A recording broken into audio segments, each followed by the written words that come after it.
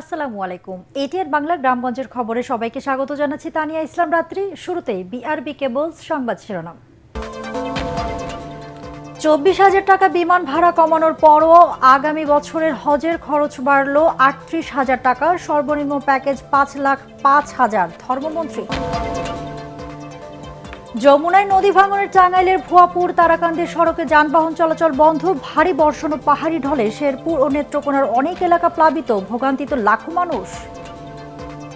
এবং কর্তৃপক্ষের সাথে বৈঠক শেষে অবরোধ তুলে নেওয়ায় 9 ঘন্টা পর স্বাভাবিক হল রাজশাহীর সাথে সারা দেশে ট্রেন চলাচল, তদন্ত কমিটি গঠন। শুনছিলেন বিআরবি কেবল সংবাদ শিরোনাম, এবারে বিস্তারিত। 24,000 টাকা বিমান ভাড়া কমানোর পরও আগামী বছরের হজের খরচ বাড়ল 38,000 টাকা। সরকারি ব্যবস্থাপনায় সর্বনিম্ন 5,05,648 টাকার প্যাকেজ ঘোষণা করেছেন ধর্মমন্ত্রী। বেসরকারি প্যাকেজ 5,13,648 টাকা। সৌদি সরকার খাবার বাধ্যতামূলক করায় ও রিয়ালের দাম বেড়ে যাওয়ায় খরচ বেড়েছে বলে জানান ধর্মমন্ত্রী। চাঁদ দেখা সাপেক্ষে পবিত্র হজ অনুষ্ঠিত হবে আগামী বছরের 15ই মে। রিপোর্টে জানাচ্ছেন মাহবুব কবির চপল। জীবনে অন্তত একবার হজে যাবার স্বপ্ন থাকে ধর্মপ্রাণ মুসলমানদের।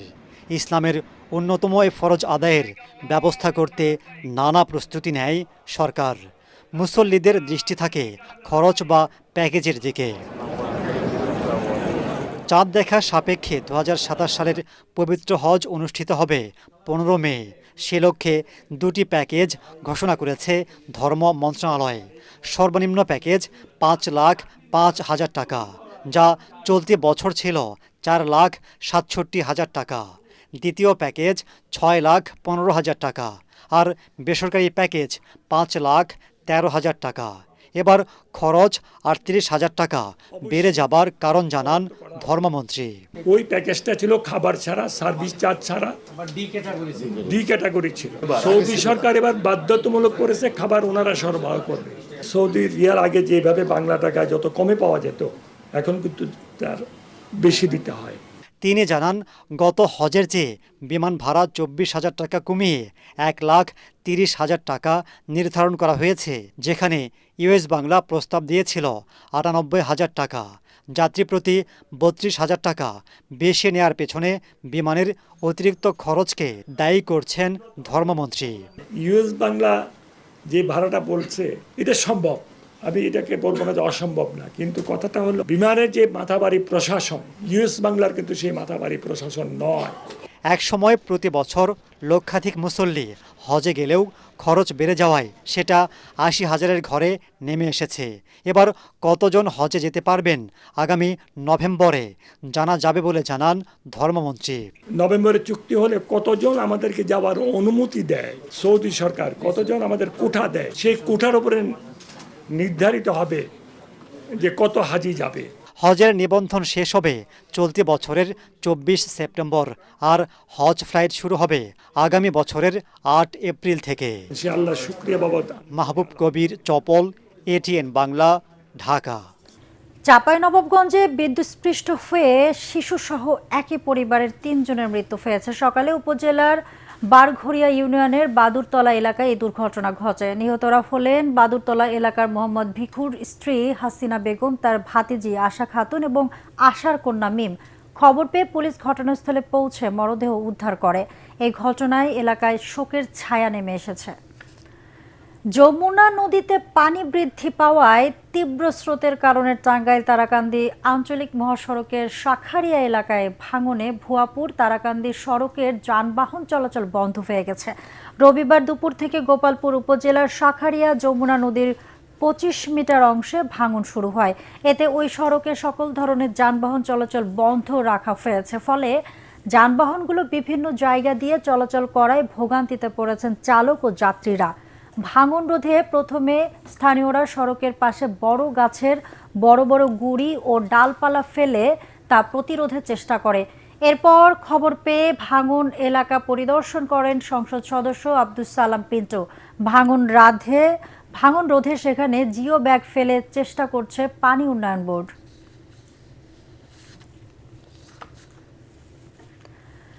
ভারী বর্ষণ ও সীমান্তের ওপার থেকে নেমে আসা পাহাড়ি ঢলে শেরপুরের নালিতাবাড়ী ও ঝিনাইগাতী উপজেলার বিভিন্ন এলাকার নির্মাঞ্চলে জলাবদ্ধতার কারণে ভোগান্তিতে অনেক পরিবার। গতকাল ঢলের পানির তোড়ে গ্রামীণ সড়ক ও যোগাযোগ ব্যবস্থা মারাত্মকভাবে ক্ষতিগ্রস্ত হয়।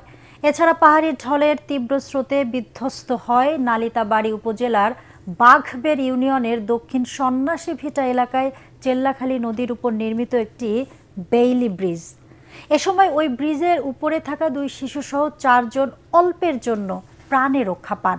এদিকে চেল্লাখালী নদীর পানি বৃদ্ধির কারণে শেরপুর নালিতাবাড়ী ভায়া গাজীর খামার সড়কের গোল্লারপাড় এলাকায় ঢলের পানি ওঠায় গতকাল সোমবার সকাল থেকেই ওই সড়কে ভারী যান চলাচল বন্ধ হয়েছে।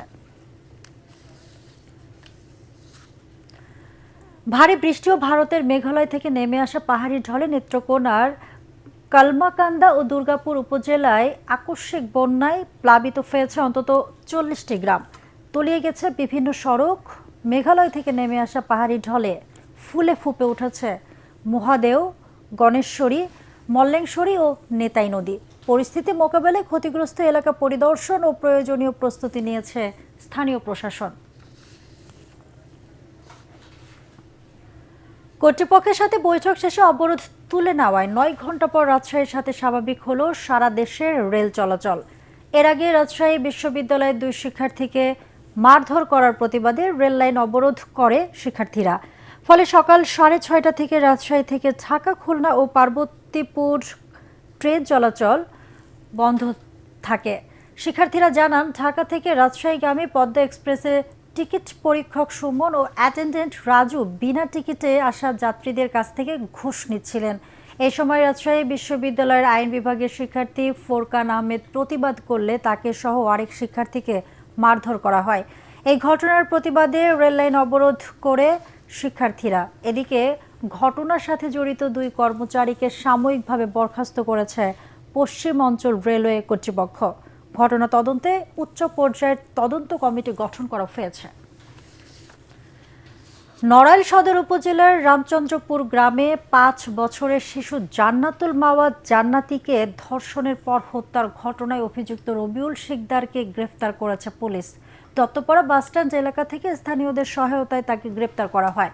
পরে বিকালে তাকে আদালতের মাধ্যমে জেল হাজতে পাঠানো হয়। পুলিশ জানায়, গতকাল সোমবার বিকালে শিশুটিকে নির্জন ঘরে ডেকে নিয়ে মুখ চেপে ধরে ধর্ষণ করে পেশায় রাজমিস্ত্রি রবিউল। এরপর রক্তক্ষরণে ঘটনাস্থলেই মৃত্যু হয় অবুঝ শিশুটির। এই ঘটনায় জান্নাতের বাবা সদর থানায় মামলা দায়ের করেন। এদিকে এই পৈশাচিক ঘটনার খবর ছড়িয়ে পড়লে ক্ষোভে ফেটে পড়ে এলাকাবাসী। অপরাধীর দ্রুত সর্বোচ্চ শাস্তির দাবিতে নড়াইল মাগুরা ও ঢাকা মহাসড়ক অবরোধ করে বিক্ষুব্ধ জনতা। খবর পেয়ে পুলিশের খুলনা রেঞ্জের ডিআইজি মুস্তাফিজুর রহমান সহ প্রশাসনের ঊর্ধ্বতন কর্মকর্তারা ঘটনাস্থলে পৌঁছে কঠোর শাস্তির আশ্বাস দিলে পরিস্থিতি নিয়ন্ত্রণে আসে। স্বল্প খরচে আধুনিক চিকিৎসা সেবা দিয়ে যশোরের মানুষের আস্থা অর্জন করেছে আদ্দিন সকিনা মেডিকেল কলেজ হাসপাতাল। বিশেষজ্ঞ চিকিৎসক, আধুনিক রোগ নির্ণয় সুবিধা এবং আইসিইউ, এনআইসিইউ সহ বিভিন্ন সেবা এক ছাদের নিচে মিলছে। হাসপাতালটিতে শিগগিরই যুক্ত হচ্ছে করোনারি কেয়ার ইউনিট সহ আরও আধুনিক প্রযুক্তি। যশোর থেকে তামান্না ফারজানার রিপোর্ট, জানাচ্ছেন জাহিদুল আলম। যশোর সদর উপজেলার ফুলেরহাটে 500 শয্যা বিশিষ্ট আদ্দিন সকিনা মেডিকেল কলেজ হাসপাতাল 2023 সালে যাত্রা শুরুর পর অল্প সময়েই এটি সাধারণ মানুষের আস্থার প্রতিষ্ঠানে পরিণত হয়েছে। মেডিসিন, সার্জারি, গাইনি, শিশু, অর্থোপেডিক, ডেন্টাল সহ 16টি বিভাগে মিলছে চিকিৎসা সেবা। প্রতিদিন গড়ে 50 থেকে 60 জন রোগী ভর্তি হন। বহির্বিভাগে চিকিৎসা নেন 6 থেকে 700 জন। প্রতি মাসে 70 থেকে 80টি স্বাভাবিক প্রসবের পাশাপাশি 200টির বেশি সিজারিয়ান অপারেশন সম্পন্ন হয় এই হাসপাতালে। ডক্টর, নার্স, সিস্টার সবাইদের ব্যবহার খুব ভালো। হ্যাঁ, বাচ্চা এনআরসি সাপোর্ট আছে, এই জন্য আরো বেশি নিয়ে আসছে এই জায়গায়। টাকা খরচ কম হয়, এই জন্য আমি এখানে আসছি। চিকিৎসার মান ভালো, তাই আমার মাকে ফিজিওথেরাপি দেওয়ার জন্য আমরা এখানে নিয়ে আসছি। স্বল্প খরচে আইসিইউ, এনআইসিইউ, ডায়ালাইসিস সেবা প্রত্যাশী রোগীরা আসেন আশেপাশের জেলা থেকেও। শিগগিরই করোনারি কেয়ার ইউনিট চালুরও ঘোষণা দেয় কর্তৃপক্ষ। সাধারণত যশোর ছাড়াও আপনার মাগুরা, ফরিদপুর, তারপর কুষ্টিয়া, মেহেরপুর এসব এলাকার রোগী আসতেছে নিয়মিত। সকাল 8টা থেকে শুরু করে রাত 8টা পর্যন্ত বহির্বিভাগে সেবা প্রদান অব্যাহত থাকে। এর পরেও যখন কোনো রোগী তার কোনো সমস্যা নিয়ে Ad-din Sakina women's medical college হাসপাতালে আসেন, তাদেরকে অব্যাহতভাবে সেবা দেওয়ার জন্য আমাদের ইমার্জেন্সি ডিপার্টমেন্ট সর্বক্ষণ খোলা থাকে। মাত্র 100 টাকাতে প্রেগন্যান্সি প্রোফাইল করা হয়। আমাদের ভবিষ্যৎ পরিকল্পনায় রয়েছে আমরা দ্রুততম সময়ে যশোরে এই আদ্দিন সকিনা মেডিকেল কলেজে করোনারি কেয়ার ইউনিট চালু করব। দেশে স্বল্প ব্যয়ে আধুনিক ও বিশেষায়িত চিকিৎসা সেবা আরও সম্প্রসারণের লক্ষ্যের কথা জানান সংশ্লিষ্টরা। Bureau report, ATN Bangla. শেরপুরে একমাত্র বেসরকারি হিমাগার তাজ কোল্ড স্টোরেজে যান্ত্রিক ত্রুটির কারণে অ্যামোনিয়া গ্যাস লিক হয়ে প্রায় 55,488 বস্তা আলুর ক্ষতি হয়েছে। এতে লোকসানের মুখে পড়েছেন আলু চাষি ও ব্যবসায়ীরা। সেই সঙ্গে আসন্ন আলু আবাদের মৌসুমে বীজ সংকটের শঙ্কাও তৈরি হয়েছে বলে মনে করছেন সংশ্লিষ্টরা। জেলায় সরকারি 2টি আলু বীজ হিমাগারে মাত্র 3,000 মেট্রিক টন বীজ আলু রাখা যায়। এই কারণে কৃষকদের প্রধান ভরসা জেলা শহরের বিসিক শিল্পনগরীতে স্থাপিত একমাত্র বেসরকারি হিমাগার তাজ কোল্ড স্টোরেজ।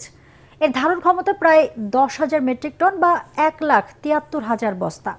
গত 14 জুলাই কোল্ড স্টোরেজটির রেফ্রিজারেশন ইউনিটের পাইপ ফেটে বিষাক্ত অ্যামোনিয়া গ্যাস লিক হওয়া শুরু করে এবং তা ছড়িয়ে পড়ে। এতে স্টোরেজটির 3টি চেম্বারের মধ্যে 2 নম্বর চেম্বারে থাকা প্রায় 55,488 বস্তা আলু নষ্ট হয়ে যায়। কোল্ড স্টোরেজের ক্ষতিগ্রস্ত চেম্বার পরিদর্শন করেছেন সদর উপজেলা নির্বাহী কর্মকর্তা আসমা বিনতে রফিক। দিনাজপুরের খানসামা উপজেলার গোয়ালডিহি ইউনিয়নের বটতলী বাজারের সাকরপাড় এলাকায় ইছামতি নদীর উপর নবনির্মিত 60 মিটার দীর্ঘ গার্ডার ব্রিজের উদ্বোধন করা হয়েছে। সকালে ব্রিজের ফলক উন্মোচন ও আনুষ্ঠানিক উদ্বোধন করেন জাতীয় সংসদের হুইপ আলহাজ আখতারুজ্জামান মিয়া। এর মাধ্যমে খানসামা উপজেলার যোগাযোগ ব্যবস্থার উন্নয়নে যুক্ত হলো আরও একটি নতুন মাইল ফলক। ব্রিজটি নির্মাণের ফলে শুধু যাতায়াত ব্যবস্থারই উন্নতি হবে না, বরং পুরো অঞ্চলের অর্থনৈতিক ও সামাজিক চিত্রে এক অভূতপূর্ব পরিবর্তন আসবে।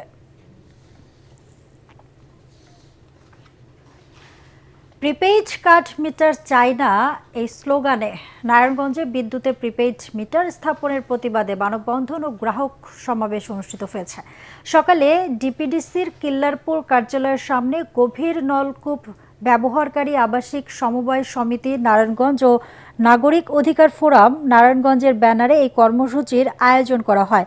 বাংলাদেশ টেক্সটাইল গার্মেন্টস শ্রমিক ফেডারেশনের কেন্দ্রীয় কমিটির সভাপতি অ্যাডভোকেট মাহবুবুর রহমান ইসমাইল এবং নারায়ণগঞ্জ প্রেস ক্লাবের সাবেক সভাপতি অ্যাডভোকেট মাহবুবুর রহমান মাসুম সহ অন্যান্যরা এ সময় উপস্থিত ছিলেন। এ সময় বক্তারা বলেন, কোনো ধরনের আগাম নোটিশ, জনমত যাচাই বা গণশুনানি ছাড়াই সাধারণ গ্রাহকদের উপর একতরফাভাবে প্রিপেইড মিটার চাপিয়ে দেওয়া হচ্ছে।